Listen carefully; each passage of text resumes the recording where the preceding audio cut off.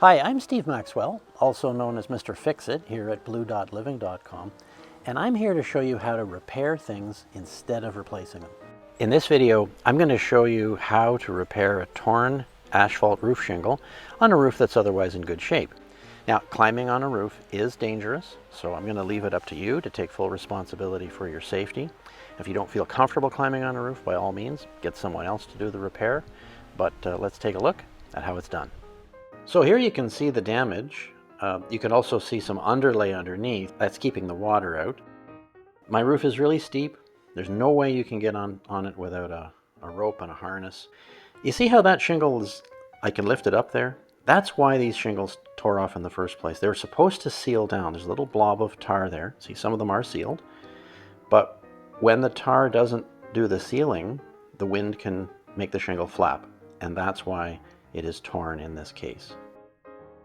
So my first step is going to be to trim the ragged ends of the remaining shingles so that they're square. And I'm just using the edge of a shingle as a guideline with a marker just to draw on the shingle, and then a pair of tin snips or heavy scissors to actually trim the end square so that I can begin the repair. One thing you'll discover when you're doing this sort of work is that you have to work underneath shingles up higher. You can see me doing that with the tin snips here. I'm lifting up the course above to get in there, but there's more to it than that. There's nails up there too. Like that little scrap I cut off, it's still held on with nails, and this is where the cat's paw pry bar comes in. It's a thin pry bar, perfect for this sort of use, and it lets me slip in underneath the course above and pull the nails that are holding that ragged little scrap that I want to remove. With all the torn ends trimmed off nice and square, it's time for me to start inserting some new shingles. So I'm going to need to cut them to fit the space, and the tin snips are great for that. You can also use a utility knife.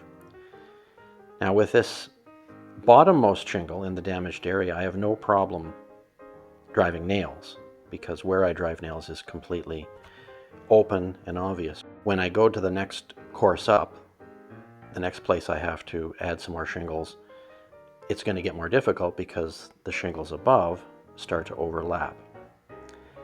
Now you can pull up the shingle a little bit and carefully nail next to it, but what I like to do is to use a roofing tar in a caulking gun just to make sure both the new shingles are secure and any other loose shingles that didn't seal properly that are in danger of being damaged the next time I get a windstorm, to lock those babies down. So roofing tar in a caulking tube, very useful for applications like this.